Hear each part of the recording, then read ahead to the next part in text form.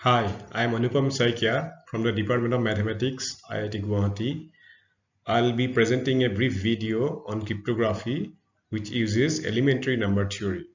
So this video should be accessible even to school students. So those students who have not done any course on elementary number theory, they should also find it self-contained. And I'll try to be bilingual in this video. From time to time, I'll speak in Assamese.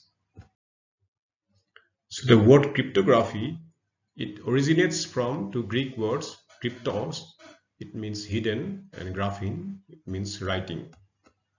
So basically cryptography is the study and practice of communicating messages securely so that no one other than the intended receiver can access the message. And so a message is first encrypted to hide it when it is communicated. And then the intended receiver decrypts using a secret key. So an elementary form of cryptography was in use even during the time of Julius Caesar. Every letter in the alphabet was pushed forward by 3 letters. So one would write D in place of A and E in place of B to hide the message.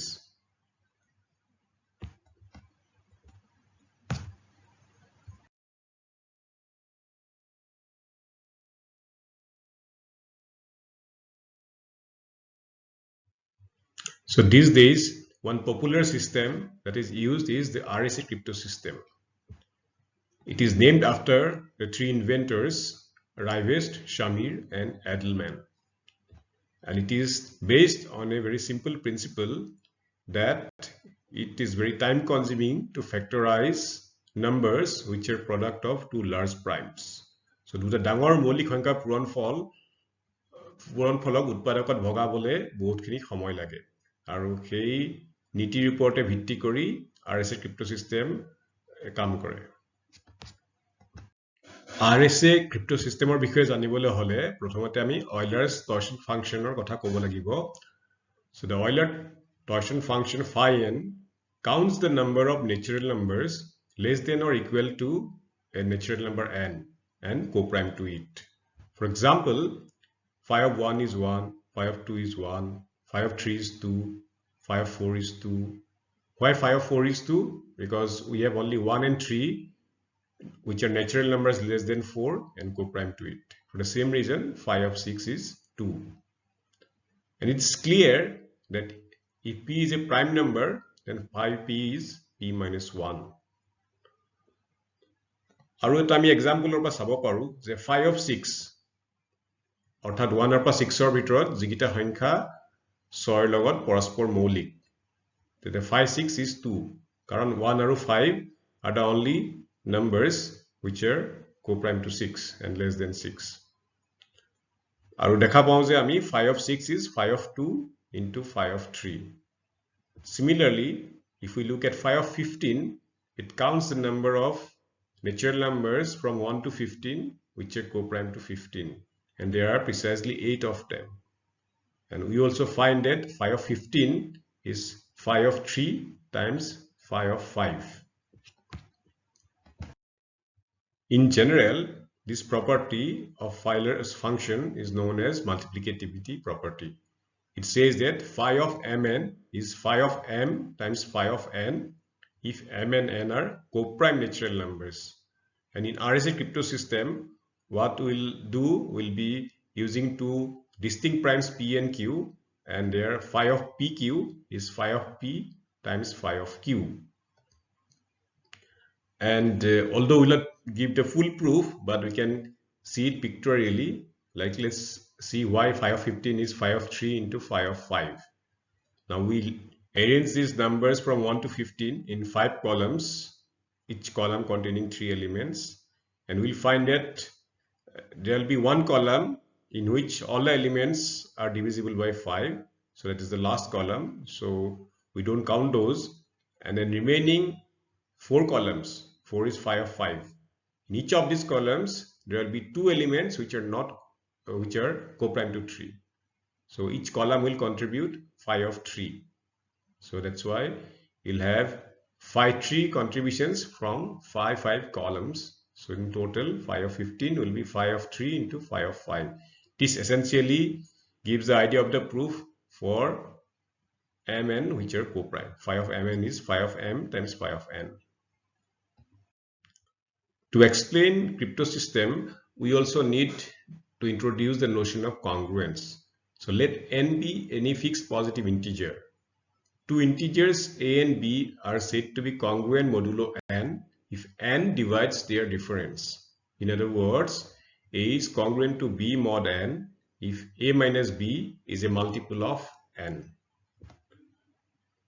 And if we have two integers a and b which are congruent modulo n, then their powers will also be congruent modulo n.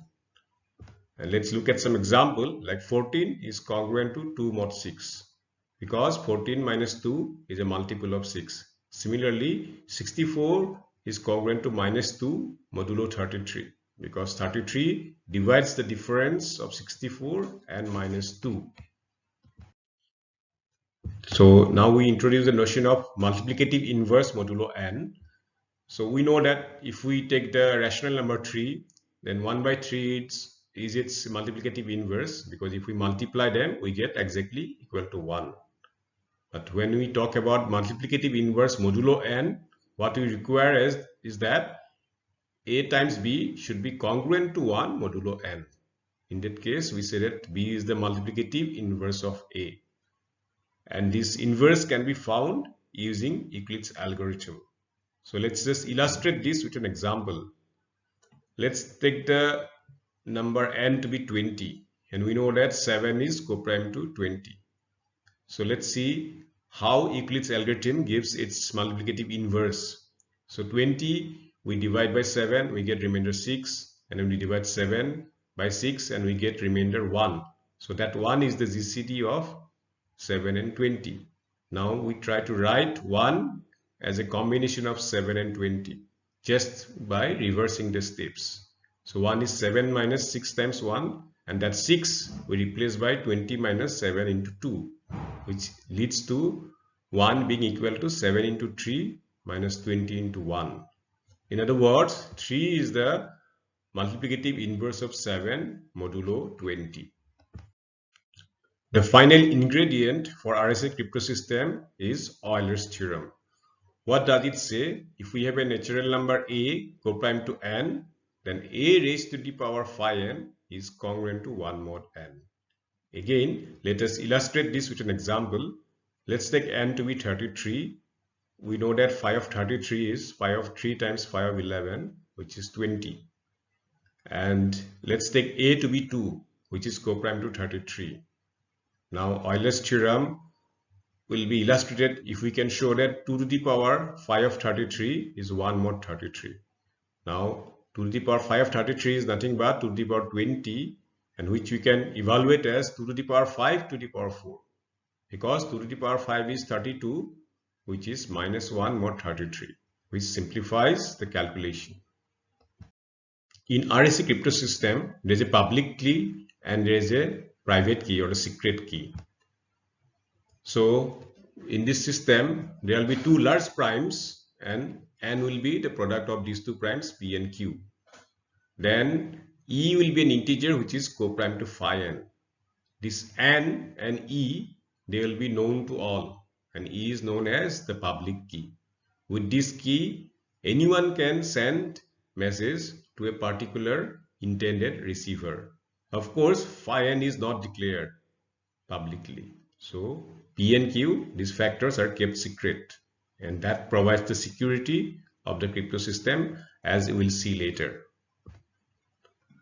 Since GCD of e and phi n is 1, so there will be a multiplicative inverse d such that ed is congruent to 1 mod phi n, and this d is the secret key, which is known only to the receiver.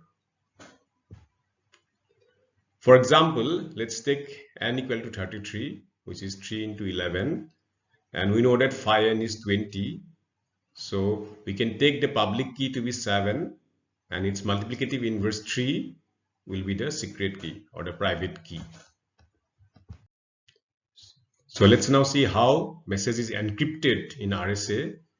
Suppose the message to be sent is an integer m.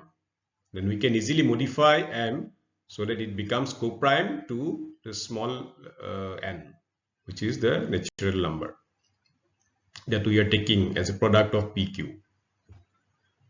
Now the encrypted message will be m to the power e mod n. In our toy example, n is 33 and e is 7. So let's take the intended message to be m equal to 8. So it will be encrypted as m to the power e, which is 8 to the power 7 mod 32, and this can be calculated because 8 square is 64, which is minus 2 mod 33. So 8 to the power 7 is nothing but 2. So 8 will be written as 2. And how does decryption works? The intended receiver can decrypt m to the power e because he has his secret key d. So he will raise m to the power e to the power d, which is m to the power ed. But we know that ed is 1 plus a multiple of phi n. So we can write m to the power ed as m times m to the power phi n to the power k. It's just property of exponent. And we can invoke Euler's theorem that m to the power phi n is 1 mod n. So m to the power ed will turn out to be m mod n. So he'll get the intended message.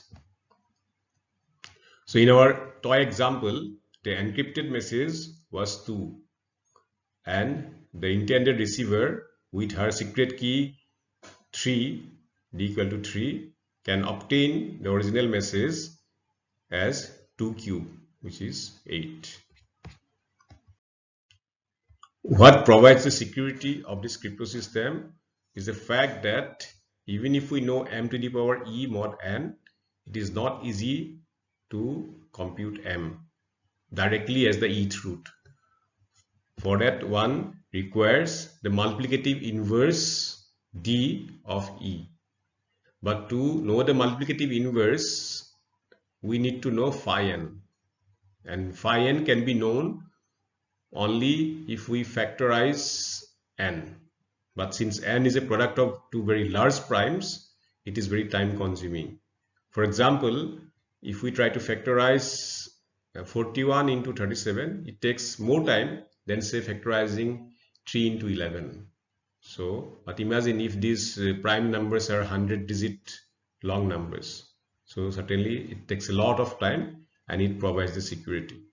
Of course, nowadays there are many other popular crypto systems using elliptic curve, for example.